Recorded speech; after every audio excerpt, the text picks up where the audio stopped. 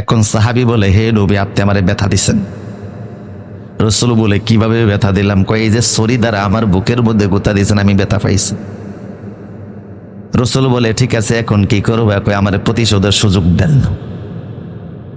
আমি যেহেতু ব্যথা দিয়েছি, তো আমি প্রতিশোধ নিয়েই ছাড়বো। কার থেকে প্রতিশোধ দিবা? আপনার থেকে। আল্লাহ নবী নিজের ছুরিটা সাহাবীর হাতে দিয়ে বললেন, নে, প্রতিশোধ নে।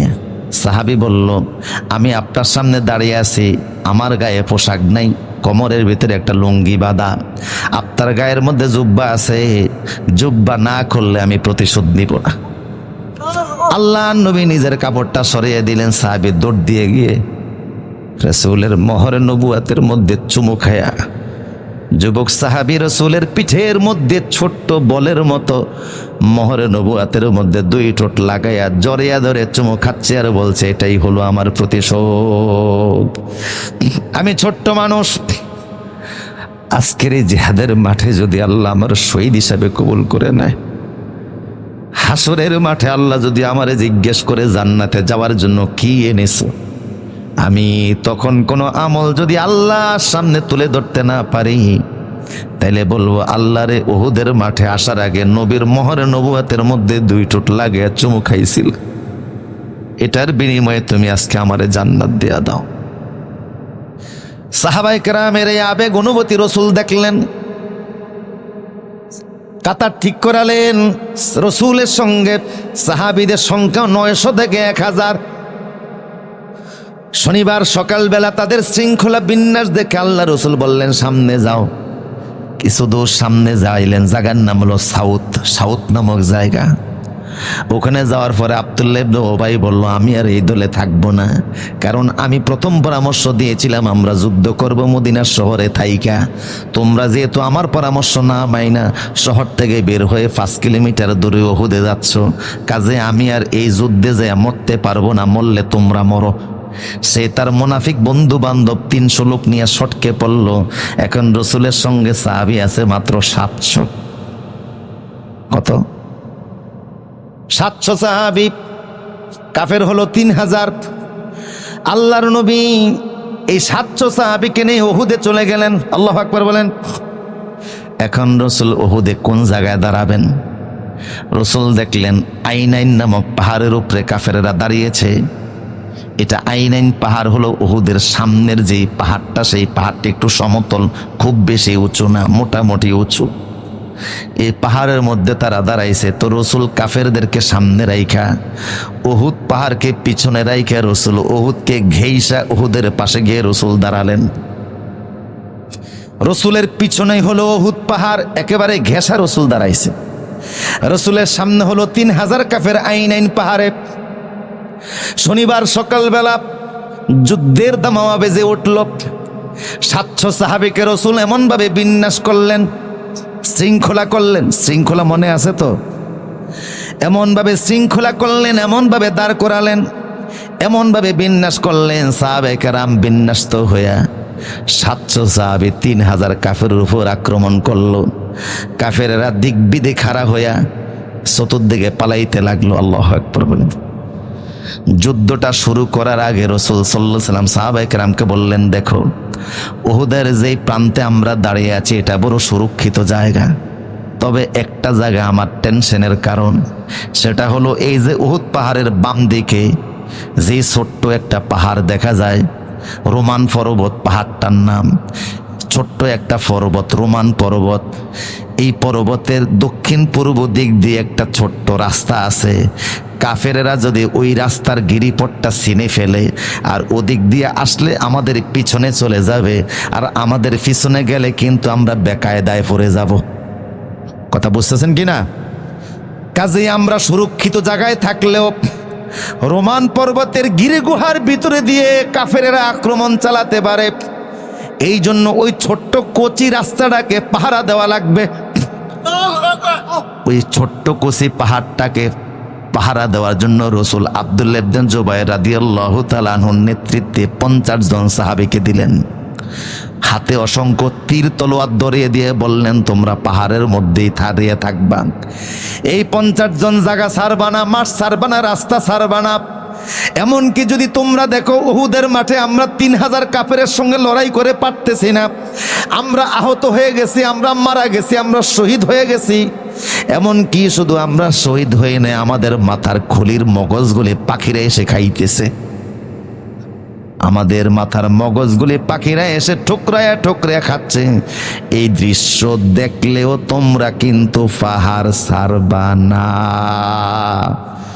তার মানে হলো কোন ক্রমে রোমান পর্বত ছাড়া যাবে। 700 সাহাবীর ইমান তেজদীপ্ত হামলায় 3000 কাফের দিক বিদিক হারা হয়ে গেল। এমনকি তাদের সাথে 15 জন নর্তকী নারী এসেছিল হিন্দার নেতৃত্বে। 15 জন নারী এসেছিল। এরা গান গায়া, গানের তালে তালে কাফেরদেরকে উদ্বুদ্ধ করত মুসলমানদের উপর হামলা করার জন্য। ওরা গান গাইতো, সেই গানগুলিও কিতাবের মধ্যে আছে। নাহনু বানাতুত তারিক, কয় আমরা তারকার কন্যা।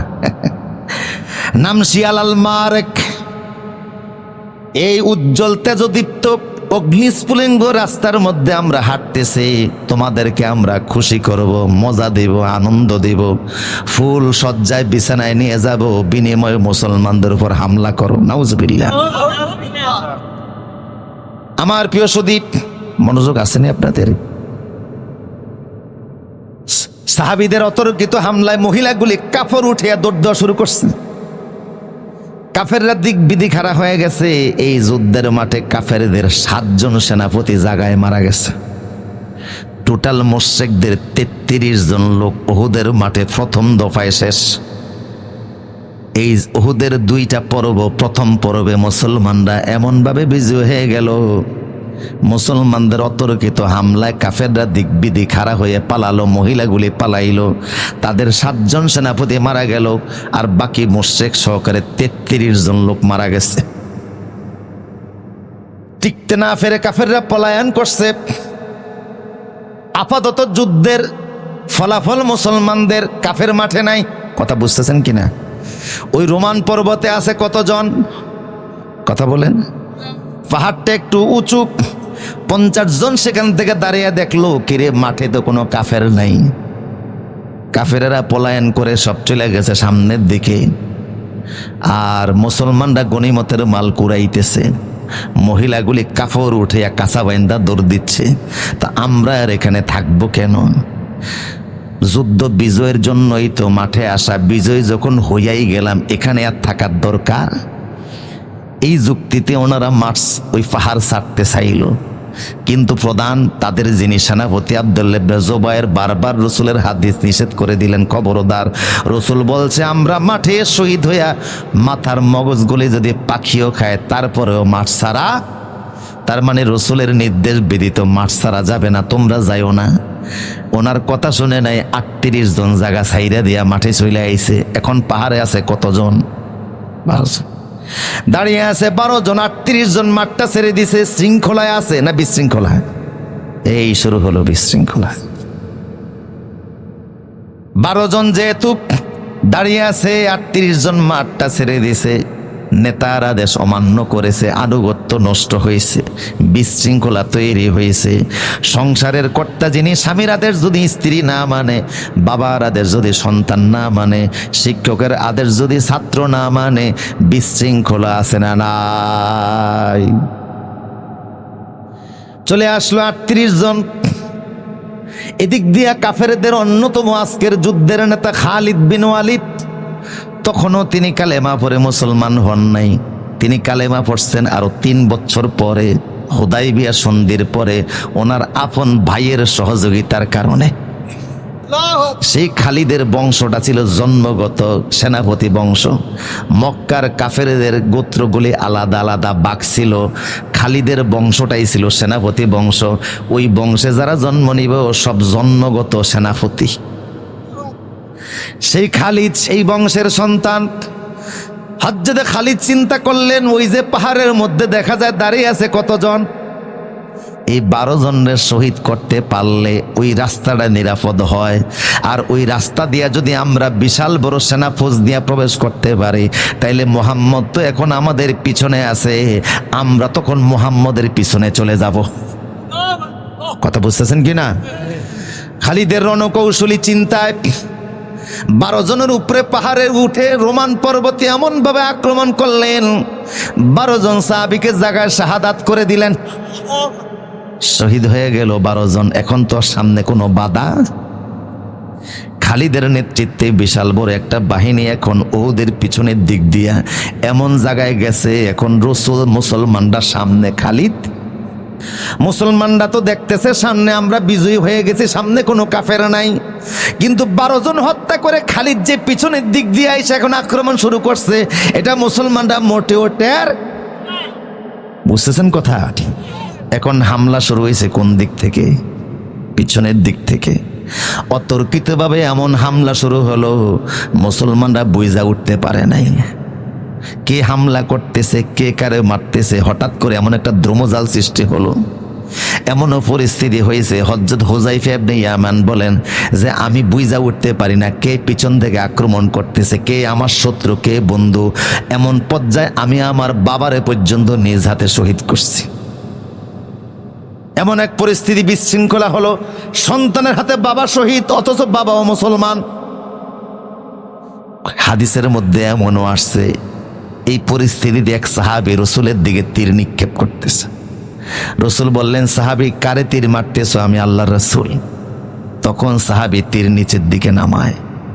এমন একটা বিশৃঙ্খলা পূর্ব পিছন থেকে কাফেরদের আক্রমণে, সারাশি আক্রমণ, মুসলমানরা দিক বিদিক হারা। আমার প্রিয় সুদীপ, মুসলমান চতুর্দিকে হারা হয়ে যাচ্ছে। ওদের অতর্কিত আক্রমণে 70 জন মাঠের মধ্যে শহীদ হয়ে গেছে। এখন মুসলমান কতজন? মাঠে 70 জন শহীদ। রাসূলকে কাফেররা চারদিক থেকে ঘিরে ফেলেছে।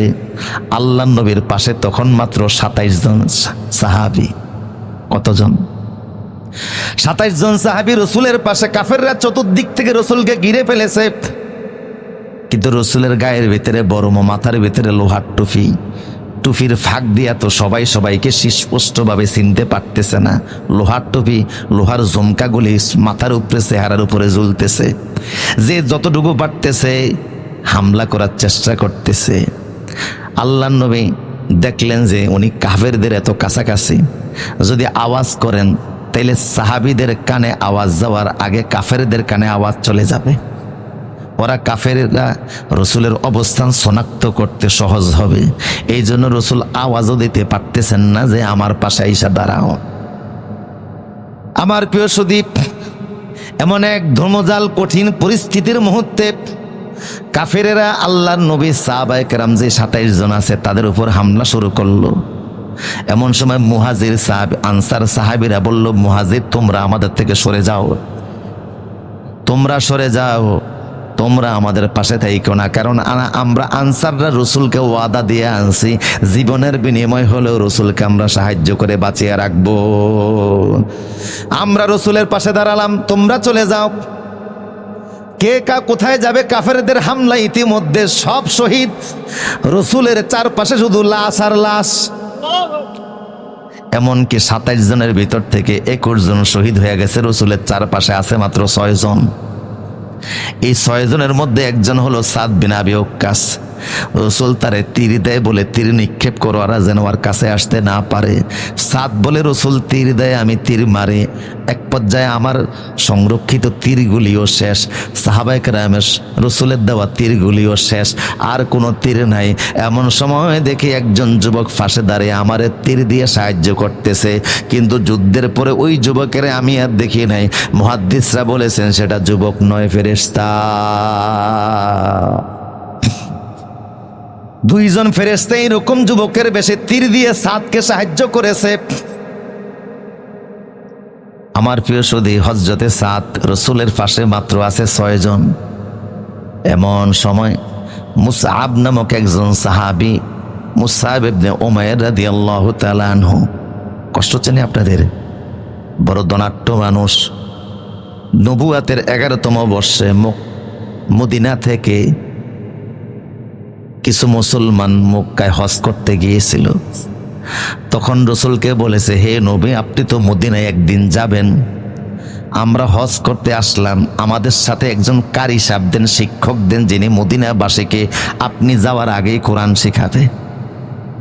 তখন রসুল হযরত মুসআব বিন উমাইরকে দিলেন, মুসআব তুমি মদিনায় যাও, যুবক মানুষ, ভালো কারি, ধনীর সন্তান। মুসআব ইসলাম কবুলের কারণে মা ঘর থেকে বের করে দিয়েছে। এত ধনীর সন্তান ছিলেন, প্রতিদিন স্বর্ণের গ্লাসে পানি পান করতেন, স্বর্ণের প্লেটে পানি খাবার খাইতেন, সাথে মেহমান নিয়ে খাইতেন। খাবারের সাথে মেহমানদের স্বর্ণের প্লেট আর গ্লাসগুলি তাদেরকে হাদিয়া দিয়ে দিতেন। এই মুসআব এখন ইসলাম কবুলের কারণে পরিবার পরিজন হারাইয়া মদিনাতে আইসা ঘরে ঘরে কালেমার দাওয়াত দেয়। এমনকি আল্লাহর নবী মদিনায় আসার আগে মদিনার এমন কোনো ঘর ছিল না যেই ঘরে মুসআব কোরআনের দাওয়াত পৌঁছায় নাই। সেই মুসআবকে এখন শহীদ করে দিলে ইবনে কিমিয়া।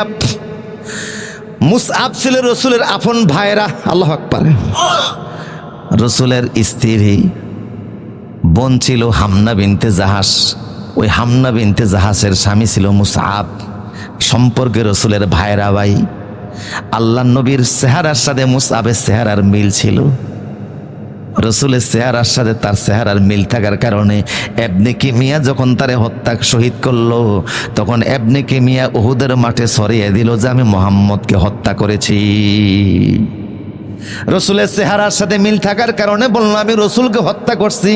আসলে কি রসুল মারা গেছে না আছে?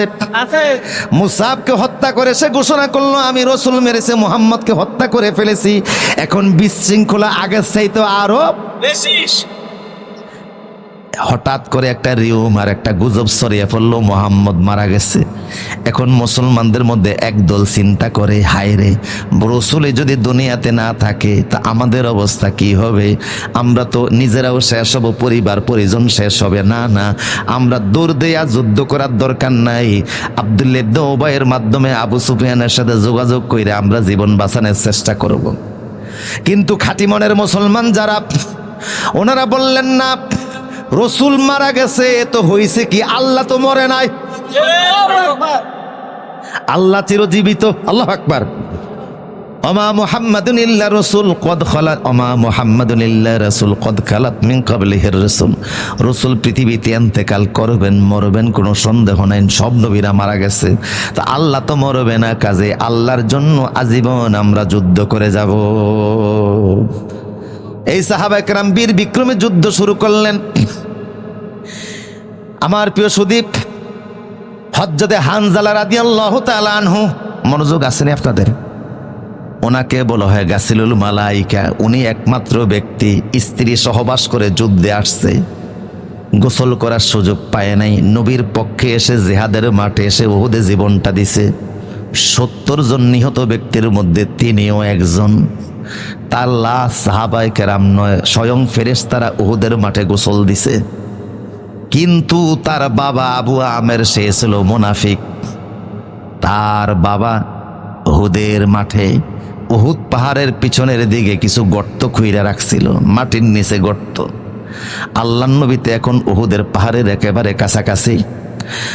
ইবনে কিমিয়া, কাফেরেরা চতুর্দিক থেকে যখন হামলা শুরু করেছে, তখন ইবনে কিমিয়া এবং আরেকজন কাফের রাসূল পাক সাল্লাল্লাহু আলাইহি সাল্লামের উপরে 4টা আঘাত করেছে। এক আঘাত আল্লাহর নবীর দাঁতের মধ্যে আইসা পড়ছে। পাথরের একটা আঘাত এসে এইভাবে করে থমকে রসুলের এখানে পড়ছে। রসুলের নিচের মাড়ির ডান দিকের 3 নম্বর দাঁতটা ভেঙে ফেলেছে। মাঠের মধ্যে টুকরা হয়ে দাঁতটা পড়ে গেছে। পাথরের প্রচন্ড আঘাত এসে এই নিচের মাড়ির 3 নম্বরে বড় দাঁতটা পড়ে গেল। ইবনে কিমিয়া পরপর 2 বার তলোয়ার দিয়ে রসুলকে আঘাত করেছে। একটা আঘাত এমন ভাবে করছে রসুলের এই সিনার মধ্যে এসে পড়ছে। রসুল এই আঘাতের 1 মাস যাবৎ ব্যথা ভোগ করছেন, ব্যথা ভালো হয় নাই। দ্বিতীয় আঘাতটা এইভাবে করে করছে তলোয়ারের উল্টা ফিট দিয়া। ওই আঘাতের কারণে রসুলের মাথার উপরে যে লোহার টুপি ছিল প্রায় 20 কেজি ওজন, এই টুপির লোহার রিংগুলি ঝুলতেছিল। তলোয়ারের প্রচণ্ড বাড়ির সাথে লোহার টুফির দুইটা রিং এর ডান দিকের এই জায়গা দিয়ে ভিতরে প্রবেশ করে গেছে। এই হাড্ডিটা ভেঙে গেছে ঠিক এই জায়গায়। ডান চোখের নিচে এই জায়গাটার হাড্ডি ভেঙে লোহার করা রসুলের শরীর মাথার একেবারে হাড্ডি ভেঙে ভিতরে প্রবেশ করেছে। এই যে দুইটা আঘাত, এক আঘাতে সিনায় ব্যথা পাইলেন, আরেক আঘাতে লোহার রিং ভেঙ্গে এই সোয়ালের ভিতরে দিয়ে ভিতরে প্রবেশ করেছে। তখন রসুল দাঁড়ায়া, কিন্তু যখন পাথরটা মারছে পাথরের আঘাতে নিচের মারের ডান দিকের 3 নম্বর দাঁতটা ভেঙ্গে গেছে। হঠাৎ করে পাথরের আচমকা আঘাতে রসুল পিছনে যে গর্ত করছে ওই হানজালার বাবা আবু আমের ওই গর্ত খোঁড়া একটা গর্তের মধ্যে রসুল পড়ে গেছে। ঠাস করে পড়ে যাওয়ার কারণে 2 হাঁটুর মধ্যে ব্যথা পাইছেন, হাঁটুর চামড়া ছিলে গেছে, 2 হাঁটুর চামড়া ছিলে গেছে। এই অবস্থায় রসুল গর্তে পড়ে আছে। মাঠের মধ্যে ছড়িয়ে পড়েছে যে রসুল নাই। সাহাবায়ে কেরাম দিক বিদিক খাড়া হইয়া জিহাদ করতেছে। এমন সময় কাব বিন মালিক, যার নামে সূরা তাওবার শেষ আয়াত ওয়া আলা সালাসাতাল্লাযিনা খুল্লিফু, এই কাব বিন মালিক হঠাৎ করে গর্তের ভিতরে নজর করে দেখে আল্লাহ রসুল পড়ে আছে। তিনি একটা চিৎকার করলেন, সাহাবীরা রসুল এই তো এইখানে। আল্লাহু আকবার। আল্লাহর নবী চোখের ইশারা বললেন, আওয়াজ আস্তে দাও, জোরে করো না। রসুলকে গর্ত দেখে তোলা হবে। রসুল আহত, সিনায় ব্যথা পাইছেন, এই সিনার হাড্ডিতে ব্যথা পাইছেন। সোয়ালের হাড্ডির ভিতর থেকে রক্ত পড়তেছে, ভিতরে কড়া ঢুকছে, আর দাঁত ভাঙ্গা দাঁত থেকে টপ টপ করে রক্ত পড়তে পড়তে ঠোঁট আর দাড়ি রক্তে রঞ্জিত হয়ে গেছে। আহত হলেন এতটুকু যে নিজের শক্তি দিয়ে নিজে দাঁড়াতে পারতেছেন না, গর্ত থেকে উঠতে পারতেছেন না। এছাড়া বরমের ওজনও তো আছে শরীরে, লোহার টুপির ওজন নিয়ে গর্ত থেকে দাঁড়াতে পারেন না। আবু ওবায়দা বলে, আমি নিজে গর্তের ভিতরে নামলাম। হযরত তলহা বলে, আমি নামলাম। আল্লাহর নবীকে আমার সিনার মধ্যে করে রসুলকে গর্ত থেকে তুললাম। সাহাবায়ে কেরাম জড়ো হয়ে গেলেন। রসুলকে গর্ত থেকে তুইলা পাহাড়ের আরেকটু উঁচুতে উঠলেন। পাহাড়ের আরেকটু উঁচুতে উঠায় রসুলকে শোয়া দিলেন। রসুল বললেন, সাহাবীরা, দাঁত ভাঙছে, সিনায় ব্যথা পাইছি, কাঁধে ব্যথা পাইছি। ওই ব্যথার চাইতে বড় ব্যথা হলো লোহার করার যন্ত্রণা, পারলে এটা খোলো। আবু বকর দূর দিয়া বলে, আমি আপনার লোহার করা খুলে দিব। নিজের ঠোঁট লাগায়া দাঁত দিয়া আবু বকর কামড়ায়া লোহার করা টানতেছে, পারতেছে না। আবু ওবায়দা বলল, এটা আবু বকর আপনার কাজ না, আমারে দেন। আবু ওবায়দা 2 দাঁত দিয়া, মারির দাঁত দিয়ে এমন জোরে টান দিছে তো লোহার করা এই হাড্ডির মাঝখান থেকে বের হয়ে আসছে। সাহাবীর 2টা দাঁত শহীদ হয়ে গেছে। খেজুরের গাছের পাতাকে ছাই বানাইয়া ওই ছাই দিয়ে এই গর্তটাকে বন্ধ করা হলো। ফিঙ্কি দিয়ে অনেক রক্ত বের হলো, দাড়িগুলি রক্তে ভিজে গেল, বুক মুবারক রসুলের রক্তে ভিজে গেছে। আহত অবস্থায় আল্লাহর নবী পড়ে আছেন। সাহাবে কেরাম রসুলের চারপাশে জমা হতে শুরু করেছে। এমন সময় আবু সুফিয়ান তার বাহিনী নিয়ে আরো কাছাকাছি আসছে। মনোযোগ আসেনি আপনাদের? এসে বলে, মুহাম্মদ মারা গেছে, আবু বকর মারা গেছে, ওমর মারা গেছে, আমরা বিজয়ী। লাতের বিজয়, হুবলের বিজয়, উজ্জার বিজয়, আমাদের দেবদেবীর বিজয়, আমরা জিতে গেছি। মুহাম্মদ নিহত হয়েছে। সাহাবায়ে কেরাম দাঁত কিরমিরি দিচ্ছে যে ওনার কথার জবাব দিবে। রসুল বললেন, চুপ করো। বললেন, আবু বকর মারা গেছে। রসুল বললেন, চুপ করো, কিছু বইল না তার কথায়। আবু সুফিয়ান এবার বলে, ওমরও মারা গেছে। হযরত ওমর তো আর চুপ করে থাকতে পারে না। ওমর আওয়াজ দিয়ে বলেন, আল্লাহর দুশমন, তুমি যাদের নাম নিছো কেউ মরে নাই। রসুলও বেঁচে আছে, আবু বকর বেঁচে আছে, ওমরও বেঁচে আছে।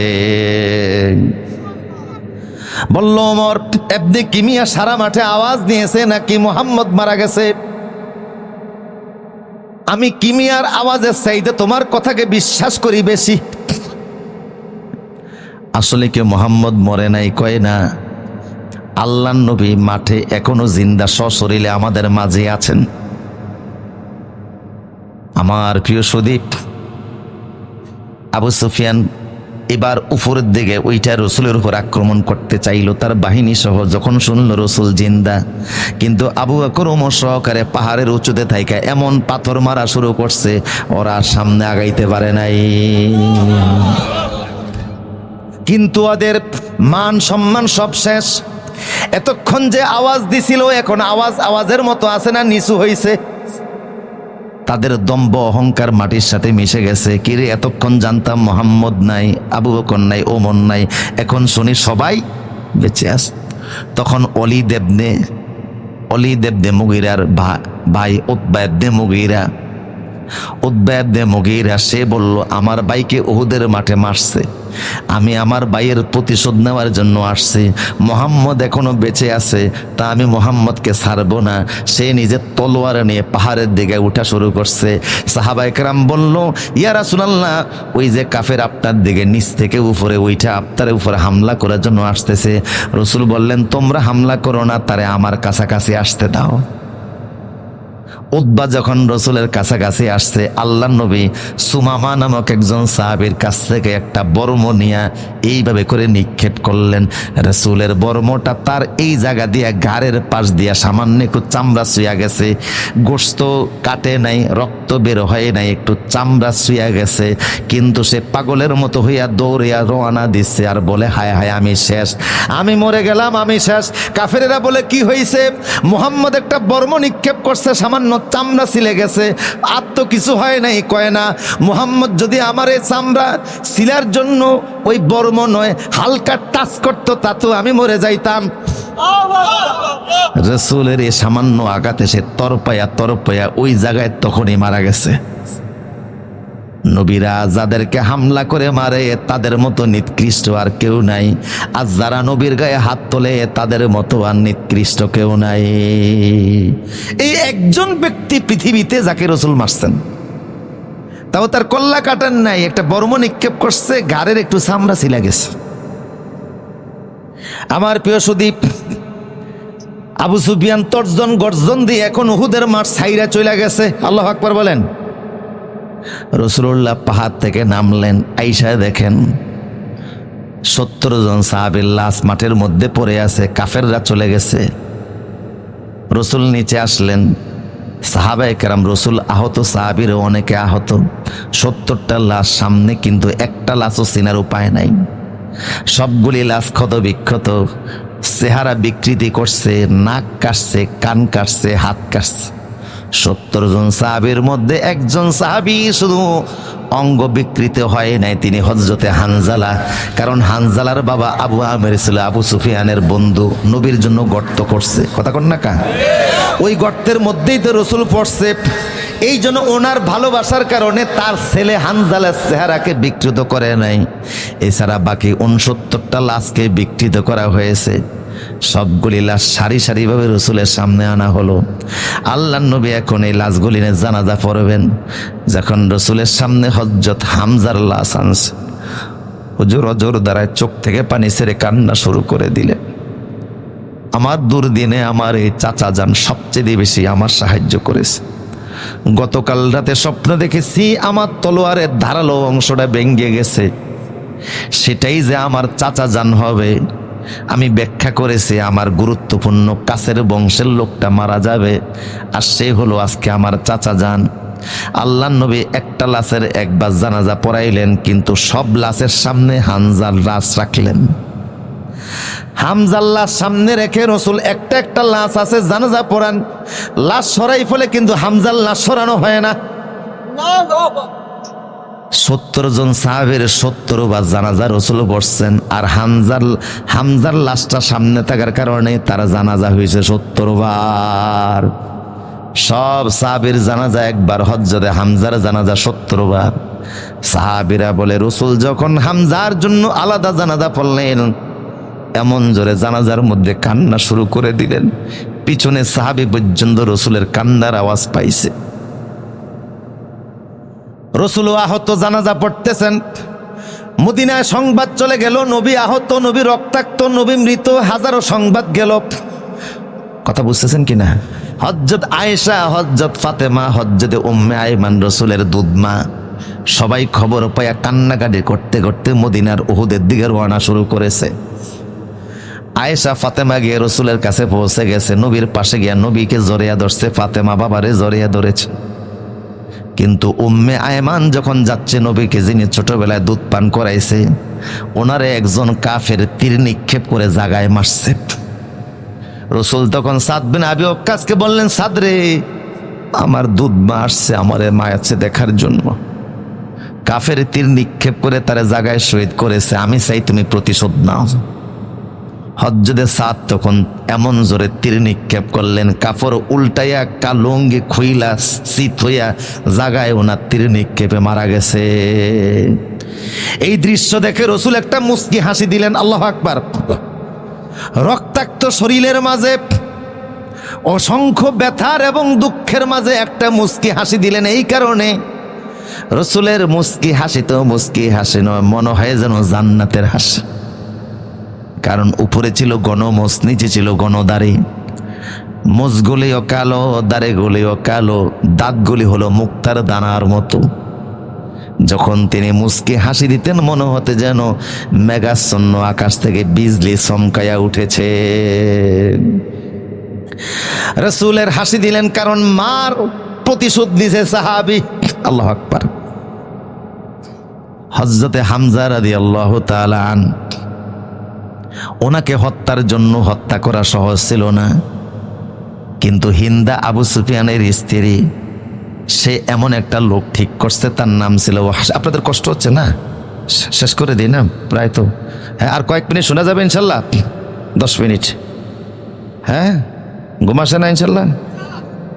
আমার প্রিয় সুদীপ, হিন্দা আবু সুফিয়ানের স্ত্রী, উনি নারী নেত্রী। কথা বুঝতেছেন না? এখনো নারী নেত্রী আছে না নাই? হিন্দা নারী নেত্রী।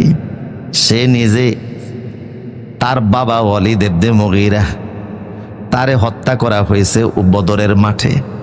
এই জন্য বাপের হত্যার প্রতিশোধ নেওয়ার জন্য সে বলছে, ওয়াহশী তুই আমার গোলাম, আমার বাবারে বদরের মাঠে হযরতে হামজা হত্যা করেছে, আমি চাই তুই উহুদের মাঠে হামজারে হত্যা করে আমার বাবার প্রতিশোধ নিবি, তাতে তোরে আমি আজাদ করে দিব। ওয়াহশী বলল, হামজার মতো বীর পুরুষের সামনে কারো যাওয়া তো এত সহজ না। কথা বলেন ঠিক কিনা? বলল, তুই কাছে না গেল দূরের থেকে কিভাবে হামজাকে হত্যা করা যায় ট্রেনিং নে। তখন ওয়াহশী বাড়ির ভিতরে ট্রেনিং নেওয়া শুরু করলো কিভাবে। ওই হিন্দা ছিল বড়লোক মহিলা, স্বামী শিল্পবতী, বাবাও শিল্পবতীর মেয়ে। তার বাড়িতে অনেক দাসী ছিল, দাসীরা বাড়িতে নৃত্য পরিবেশন করত। দাসীদের মাথার মধ্যে, চুলের মধ্যে খোপা ছিল, খোপার মধ্যে রিং বসানো থাকতো। রিং চিনেননি আপনারা? এটা ভালো করে বুঝুন। এই যে দেখবেন বাজারে মাঝে মধ্যে মেলা হয়, তো দেখা যায় যে রিং, ছোট্ট ঘুরানো রিং আছে না, এই রিং অনেক সময় সাবানের মধ্যে, সামনে 7 আপ থাকে, সাবান থাকে, জিনিসপত্র থাকে, যেটার মধ্যে নিক্ষেপ করে ওইটা আফতার, এরকম দেখছেন নি আপনারা? এরকম রিং তার মাথার চুলের উপর বেঁধে দিছে। ওয়াহশীকে বলছে যে তুমি তো দূরের থেকে হামজাকে বর্ম নিক্ষেপ করে হত্যা করবা, এখন তোমার হাতটা সই হলো কিনা এটা প্রমাণ দাও, বাড়িতে ট্রেনিং নাও। এই যে বাদীরা, দাসীরা যে নাচতেছে আর মাথার উপর চুলের মধ্যে রিং বাইদা দিছি, ওই রিং এর ভিতর দিয়ে এমন ভাবে বর্ম নিক্ষেপ করবা যেন দাসীর গায়ে না লাগে, রিং এর মাঝখান দিয়ে বর্ম চলে যায়। কি ফাঁকা ট্রেনিং চিন্তা করছো? 3 মাস সময় লাগায়া, কয় মাস?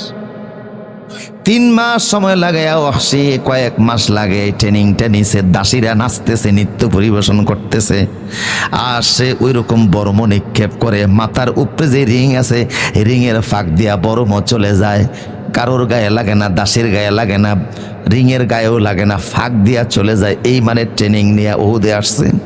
হযরত হামজাকে টার্গেট করে দূরের থেকে সে বর্ম নিক্ষেপ করার চেষ্টা করতেছে। এক পর্যায়ে একজন কাফেরের সঙ্গে হামজার মোকাবেলা হচ্ছে, ওই সুযোগে দূরের থেকে সে বর্ম নিক্ষেপ করেছে। এমন পাকা ট্রেনিং নিয়ে আসছে, হযরত হামজারে পেটে দিয়া বর্ম ডুইকা ফিট দিয়া বের হয়ে গেছে, জায়গায় তিনি পড়ে গেছেন। বর্ম সহকারে আইসেছে, চাইপা ধরছে পেটের উপরে। হামজার মৃত্যু নিশ্চিত কইরা ওয়াহশী চলে গেছে, বর্মটা খোলে নাই। হিন্দাকে ডেকে আনছে, হিন্দা এই দেখেন ওই যে আপনার দেওয়া বর্ম হামজার পেটের ভিতরে ঢুকানো। আমি আপনার পিতার হত্যাকারী, বদরে যিনি আপনার বাবারে মারছে তারে এই মাঠে মারলাম, আপনি বলছেন আমারে আজাদ করে দিবেন, তো আজাদ করে দেন। হিন্দা তারে আজাদ করে দিলেন। কিন্তু ওয়াহশী নিজে মনে মনে চিন্তা করলো, কাজটা করলাম কি? গোলাম ছিলাম তাই তো ভালো ছিল, ইসলামের সবচেয়ে বীর বাহাদুরকে আমি মাঠে শহীদ করেছি, কাজটা ভালো করে নাই।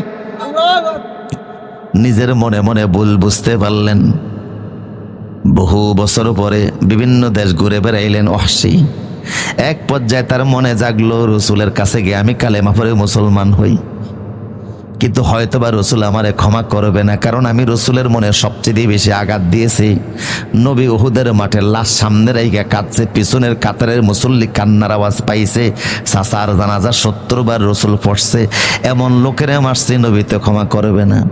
ওয়াহশী নিজের মুখের মধ্যে একটা কালো কাপড় বাইদা, আল্লাহু আকবার, কালো কাপড় বেঁধে রসুলের কাছে এসে বলে, ইয়া রাসূলুল্লাহ, কোনো ঘাতক যদি চিরদুশ্মন, কোনো মুশরিক, কোনো কাফের যদি কালেমা পড়ে মুসলমান হয়, আল্লাহ তারে কি করবে? রসুল বললেন, সে যত বড় কাফের হোক, খাঁটি ঈমান আনলে আল্লাহ তারে মাফ করে দিবে। আল্লাহ যদি মাফ করে আপনি মাফ করবেন নি? রসুল বলে, আল্লাহ মাফ করলে তো আমি মাফ করব না কেন? ওয়াহশী মুখের কাপড় সরিয়া বলে, আমি ওয়াহশী, আপনার চাচা হত্যা করেছিলাম, আমি কালেমা পড়েছি, আল্লাহ যদি কালেমার কারণে আমারে ক্ষমা করে, আপনি ক্ষমা করবেন না কেন? রাসূল বলেন, ওয়াহশী রে, উহুদের মাঠে আমার কলিজার মধ্যে যে দাগ বসাইছস, এখনো দাগের ক্ষত আমার শুকায় নাই, আমি এখনো রাতে ঠিক মতো ঘুমাতে পারি না চাচার কথা মনে উঠলে। আমারে কি না ভালোবাসা দিয়ে আমার চাচা দেখে দেখে আমারে রেখেছে। রসুল যেদিন হিজরত করে মদিনায় প্রবেশ করেন, মদিনায় আর হাজার হাজার নারী পুরুষ তাকিয়ে আছে, মুহাম্মদ আসতেছে। রসুলের চাচা হামজা খেজুর গাছের মাথায় ওইটা তাকিয়ে রয়েছে, বাতিজা কখন আসবে।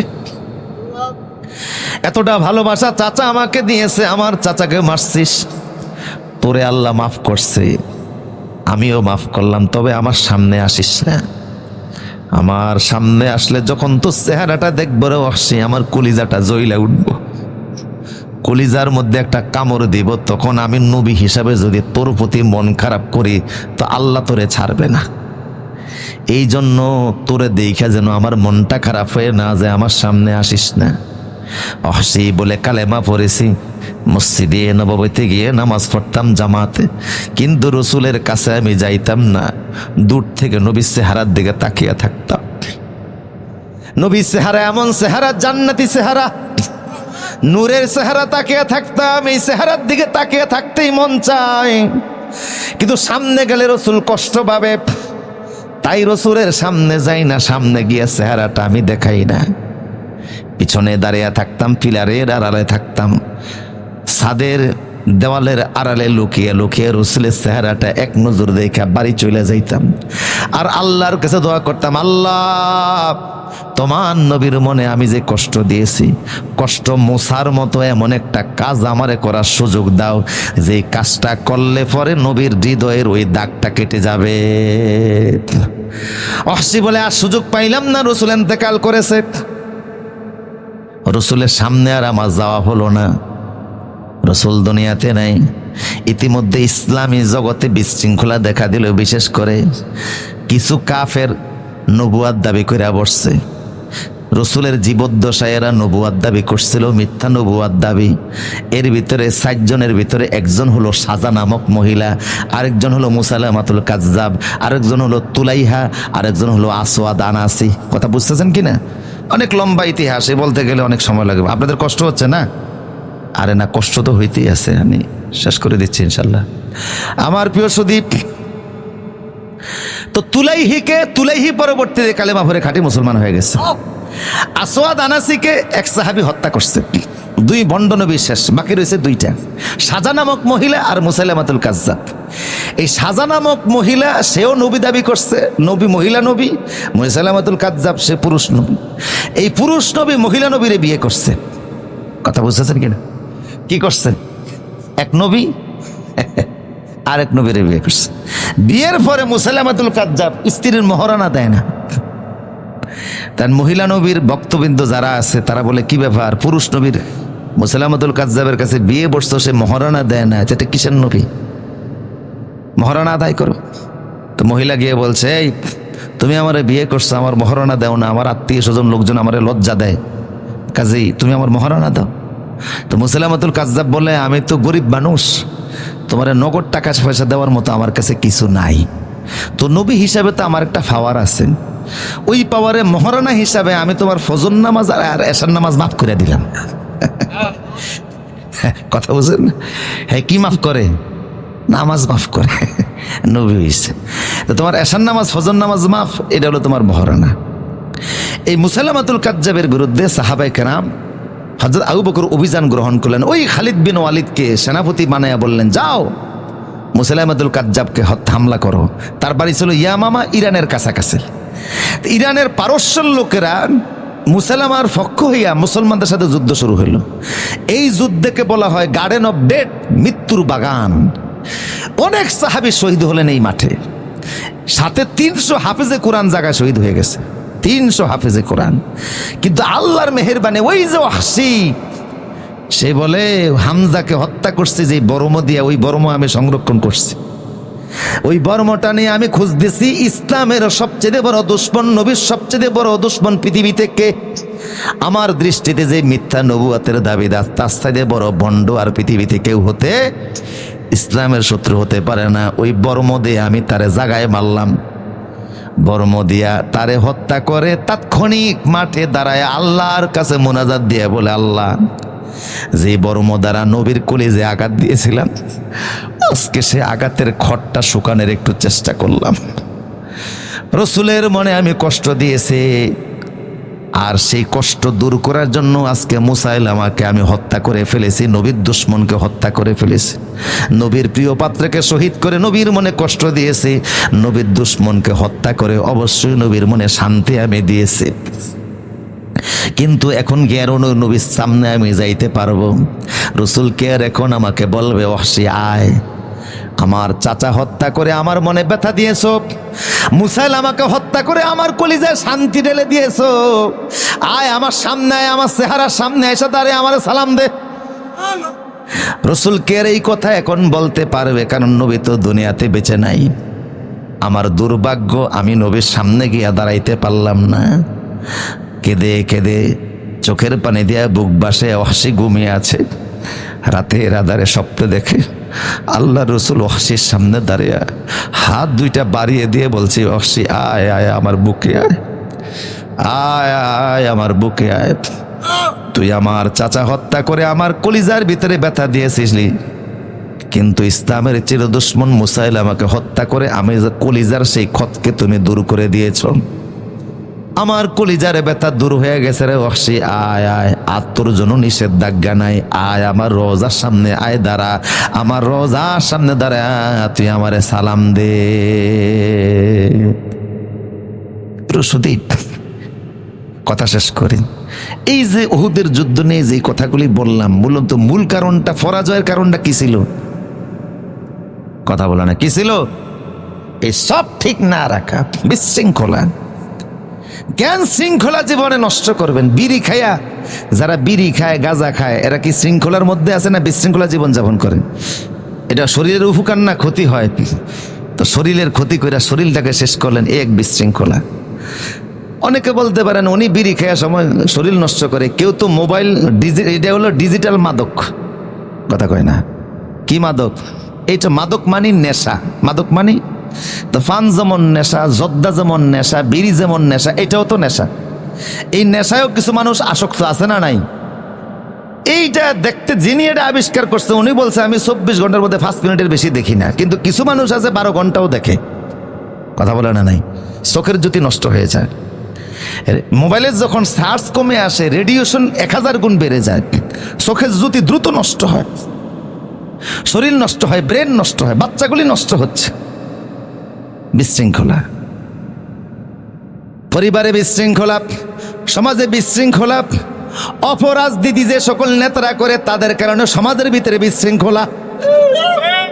রাষ্ট্রের ভিতরে বিশৃঙ্খলা, এই শৃঙ্খলা আনার জন্য আল্লাহ একটা সূরা দিলেন, সূরাতুস সফ। শরীরের মধ্যে শৃঙ্খলা আনো, খাদ্যের মধ্যে শৃঙ্খলা আনো, ইনকামের মধ্যে শৃঙ্খলা আনো, ঘুমানোর মধ্যে শৃঙ্খলা আনো, খাওয়ার ভিতরে শৃঙ্খলা আনো, লেখাপড়ার মধ্যে শৃঙ্খলা আনো, জীবনযাত্রায় শৃঙ্খলা আনো, ব্যবসা বাণিজ্যে আনো, রাষ্ট্রে আনো, রাজনীতিতে আনো। শান্তি যিনি ঢেলে দিবেন তিনি কে? শৃঙ্খলা আনবো তো ইনশাল্লাহ। এমন কোনো কাজ করব না যেটা সুন্নায় নাই, হাদিসে নাই, কোরআনে নাই, বিধানে নাই। কোরআন হাদিসের বাইরে যেটাই করবেন ওটাই বিশৃঙ্খলা, ওটাই অশান্তি, ওইটার মধ্যে দিয়েই কোনো না কোনো ক্ষতি আছে। কথা বুঝতেছেন কেন? নবী সুন্নাহ আমরা পালন করব পরিবারে, শহরের গ্রামে তো, শহরে তো আছেই। এবারের পূজায় দেখলাম আহারে মুসলমানের চাইতে হিন্দু বেশি। আমি তো শহরের আশেপাশে দেখলাম যে এই যে হিন্দু, সারা বাংলাদেশে 33,000 পূজা মণ্ডপে পূজা হয়েছে, 33,000 গেটও তো বানাইছে। কথা বলে না, একটা করে ডোল থাকলেও তো 33,000 ডোলের বাড়ি ভরছে। ওদের অনেক জায়গায় ডোলের বাড়ি দিছে মুসলমানেরা। কথা বলে না, কিসের বাড়ি? ডোলের বাড়ি দিছে মুসলমানেরা। বহু মণ্ডপের ভিতরে দেখছি ওদের যে সেখানে প্রসাদ বানায়, অনেক প্রসাদ বানাইতে। আমাদের একজন স্যার ছিলেন ভবিষ্যৎ মজুমদার স্যার, উনি আমার ছোটবেলায় ওনারা যে বাতাসা খায়, তারপর অনেক কিছু ওনারা বানায় পূজা উপলক্ষে দেখেছিলাম। এগুলি দেখছি মুসলমানরা ওখানে বানাই দিছে, বাতাসা, তাদের যে প্রসাদ তৈরি হয় এগুলি বানাই দিছে। পূজা মণ্ডপের যে গেট টেট এগুলি মুসলমানরা বানাই দিছে। এই বছর বহু মানুষ ওখানে গেছে। শহরটার মধ্যে এমন বিশৃঙ্খলা হয়েছে, হাঁটা চলা কষ্ট। ব্যাংক পাড়ার ভিতরে গেলে দেখবেন পুরুষের সাথে মহিলা সিরিয়াল। কথা বলে না, শপিং মলে বেশি। এই জন্য এখন তালাকেরও বেশি। শান্তি, পরিবারের শৃঙ্খলা নাই, তালাক। মহিলাগুলি স্বাধীন হয়ে গেছে, বাচ্চাদের জন্য কষ্ট স্বীকার করতে চায় না, স্বামীর জন্য চায় না, নিজেরটা নিজে চায়, নিজের সুখ নিজে চায়, নিজের শান্তি নিজে চায়। টাকা পয়সায় কোথায় বেশি আছে সেখানে যাইতে চায়। অশান্তি, কোথায় শৃঙ্খলা নাই। ওষুধ খাবেন, কি ওষুধ খাবেন একটা? কথা বলেন না, সেখানেও অশান্তি আছে না নাই? ভেজাল, খাদ্যে ভেজাল, ওষুধে ভেজাল। কোন খাবারটা আছে পিওর? কিচ্ছু নাই। এই অশান্তির মধ্যে দিয়ে আমাদেরকে যেতে হচ্ছে। যদি সারা দুনিয়ায়, সারা দেশে, সারা জীবনে যদি আমরা শৃঙ্খলা ফিরিয়ে আনতে চাই, তো রসুল আমাদের 24 ঘন্টায় যা বলে গেছে তা আমাদেরকে করা লাগবে। আজকে আর বলতে পারলাম না রসুলের 24 ঘন্টার নির্দেশ কি।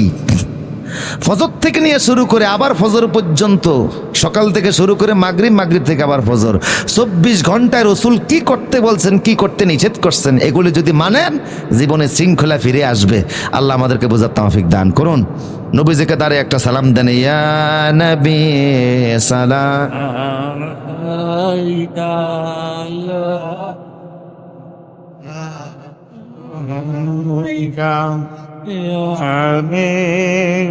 يا نبي سلام عليك يا رسول سلام عليك يا حبيبي سلام عليك صلاة الله عليك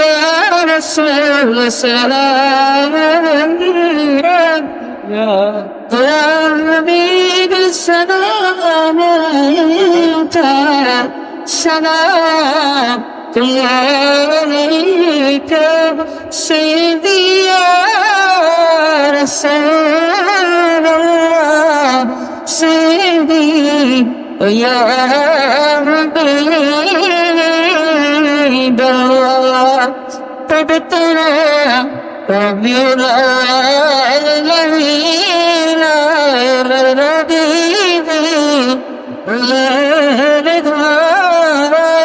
تبتنا খানা কবে মদিনা নবী আলাইকা سلام عليك يا حبيب سلام عليك صلاة الله ও আলিহি। একটু শৃঙ্খলার সাথে আপনারা বসুন প্লিজ। আসসালামু আলাইকুম। এলাকার ময়মনসিংহ